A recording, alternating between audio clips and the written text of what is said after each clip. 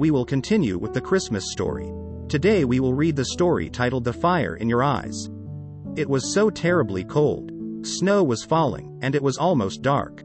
The snow fell past the one window of the room, whose only light was the blinking of red and green that counted down your time. You lay. A moment's respite from your vigil. You fear the end, so you feel your watchfulness will delay it, might thwart the eternal embrace of death. I sit in the room on a chair next to your bed. I hesitate to lay my hand on yours, not that I might feel the blood weakly pulsing through your paper-thin veins, but that I may not. You speak, and when I turn to look at you, your eyes catch the last light from outside and seem to glow with a flame within.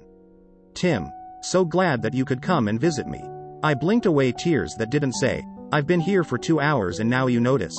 But instead, oh my God, you remember my name. If only for one last time, you remember my name.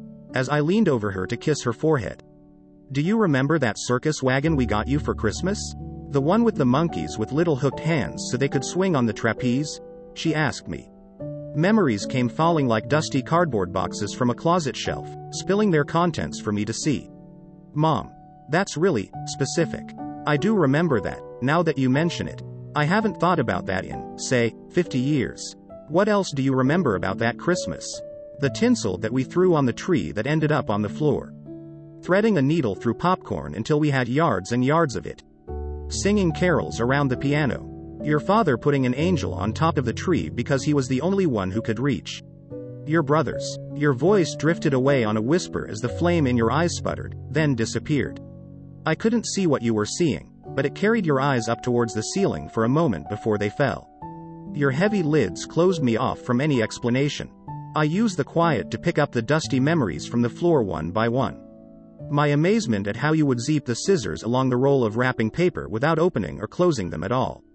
That feeling of unrestrained wonder and excitement as the four of us sat at the top of the stairs, singing, Happy Birthday, lest we forget. Stockings with the four brothers' names stitched on them were first, always first, before the temptations piled under the tree could be touched. Father played Santa Claus, but we knew who had purchased all the presents with care. Jean? Jean, is that you? You struggle against the bonds of your weakness to sit, but they held fast. Your eyes flicker lit by love lost. A weary smile adds to their flame. You must have forgotten that Dad died 6 years ago. No, Mom. Mom. Dad's not here. He's gone now, remember? No, silly, I just saw him. He said he's going to go home and put the tree up. You will be home in time for dinner, won't you? We're going to decorate the tree after. Your eyes gleamed bright and your smile lingered, but your breath labored to convey so many words. The door opens and the light in your eyes is stolen by the light from the hallway. The door swings shut, and your eyelids wearily succumb. I ignore the intrusion of the keepers of your health, a futile nuisance out of obligation, not hope. I think you might be faking to keep them from pestering you any further. I wait for them to leave, hoping to resume our conversation. Mom, hopeful, but greedy for more of the memories that she had just shared. Mom, are you awake? You lifted a hand and I saw your fingers dance slowly through the air, playing a song I would never hear. I listened closely for the lyrics heard by only you. Like a butterfly your hand followed the beat, floating erratically above your chest. When your eyes opened, the gleam of a little girl's first love sparkled inside them. Your father has asked me to dance. Do you remember how he loved to dance? I do, Mom. You two sure could dance. Looking at the scattered memories that lay on the floor, I was transported. I could see Mom and Dad were dancing in the kitchen. It was warm and I felt cozy and drowsy watching them sway to a song on the radio. I realized this memory was from when I was an infant, and it was tattered and worn, having been laying at the bottom of its box for so long. I saw her happy youthful face buried deep within the weathered folds that lay on her pillow now. Can you hear it? Can you hear the music, son? Her voice came from far away. I do so love to dance. I hear it, Mom. It's beautiful, I assured her. Her dancing hand fluttered to her chest like an oak leaf that has held on long into the winter, brittle and crisp. My eyes held hers. I watched as the wick finally burned to its end, so the fire in her eyes, having nothing to hold onto, simply drifted away. The song had merely ended. I knew that no one would understand the final dance that she had danced. I bent and set to the task of stuffing all those old dusty memories back in their boxes, and back up on their shelf. As I walked away alone, my vigil ended. I could almost hear the band strike up another song, but it was muffled by the falling snow. The night was darker and colder than I had imagined. I drove away into the night, wondering, where could I pick up a Christmas tree this late? God will bless you. We will continue with the Christmas story. Today we will read the story titled Unraveled. Greg saw it begin to unravel. A loose green thread tickles his palm as it dangles from the chunky oversized sleeve. He'd worn this same ugly sweater every Christmas for, 12 years now? 13? He counts back from his visit home senior year, just before his brother Pete got married. Yup, 13 years. He only wears the sweater for a few days each year. The rest of the time it's stuffed in a box in Mom's garage with the other holiday swag awaiting his annual return.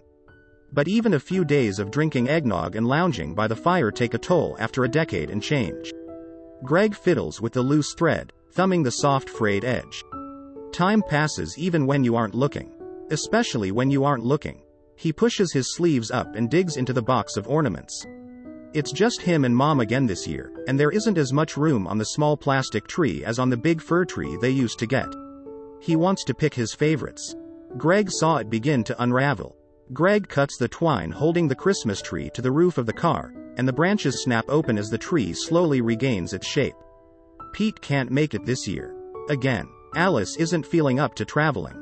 They're going to spend the holidays with her family since it's only an hour away from their place near Cincinnati, and her parents just love having the boys around for the holidays. Greg pulls the tree off the roof of his car with one gloved hand and throws it over his shoulder. It's smaller and lighter than the ones they used to get. It's barely taller than Mom. He opens the front door and leans it against the wall in the entryway. Mom comes out to meet him and gushes over her real tree. She says he smells like Christmas as he hugs her with one arm and lets her lead him into the kitchen. He feels the bird-like bones of her arm and shoulder beneath her garishly decorated green Christmas sweater. 5 more ugly sweaters with the words, Pete, Greg, Alice, Mike, and Keith, spelled in glitter puffy paint are folded and waiting under the mantel in the living room, next to the empty waiting tree stand. She hasn't had time to put them away yet. Greg saw it begin to unravel. Greg stares at the ball of tangled twinkle lights on the floor in front of the Christmas tree. It's massive this year. The skinny top branch actually touches the ceiling. He'll need to get the step ladder and clippers to place the star. Mom yells something about the turkey from the kitchen, but National Lampoon's Christmas Vacation is blaring on her old TV, VHS combo, and no one understands what she says. Pete looks at his watch again and sighs. Alice holds their youngest, Keith, on her lap. The baby pulls at the few sparse sequins and thin strands of old glue strewn across the chest of her green sweater. Mike, their oldest, sits in the corner playing with an impossibly complicated Lego set that's too old for him. It's his big gift from Grandma this year.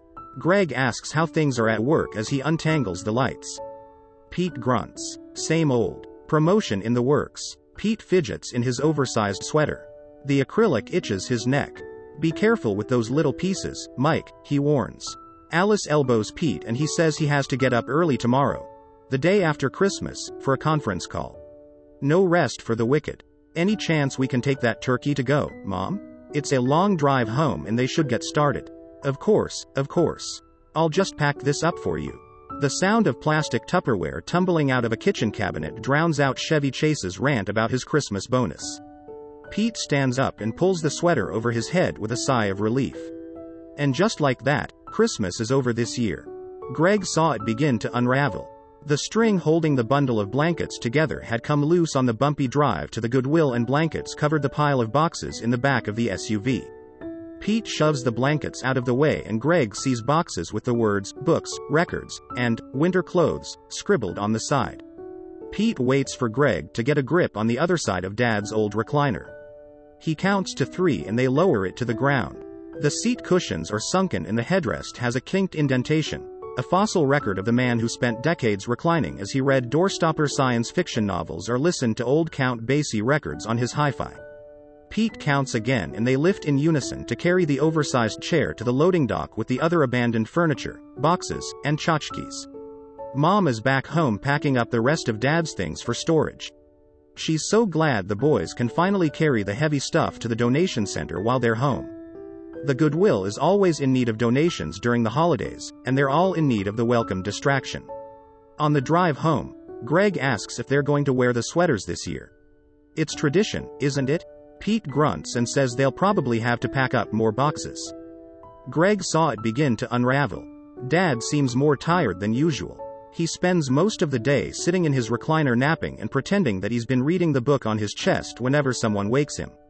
He's just been so excited about seeing you boys, Mom says over the opening credits of National Lampoon's Christmas Vacation. He just wouldn't stop asking which day you got here and how long you're both staying.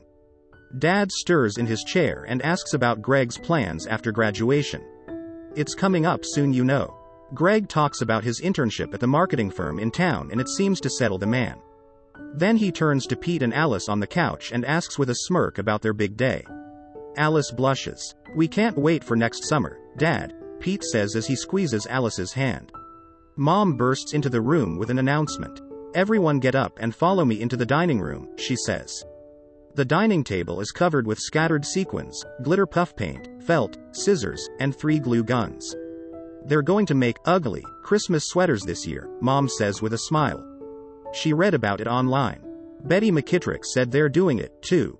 Everyone gets to decorate their own ugly sweater, Mom giggles, and then we can all wear them together each year. It'll be a new family tradition. And that includes you too, Alice. You kids go first. Greg, Pete, and Alice take their seats and laugh as they collect piles of tinsel and sequins as they wait for the glue guns to heat up. Dad kisses Mom's cheek and holds her shoulders as she leans back into him, watching her boys laugh and play together for the first time in years. Greg saw it begin to unravel. He didn't know it then, but that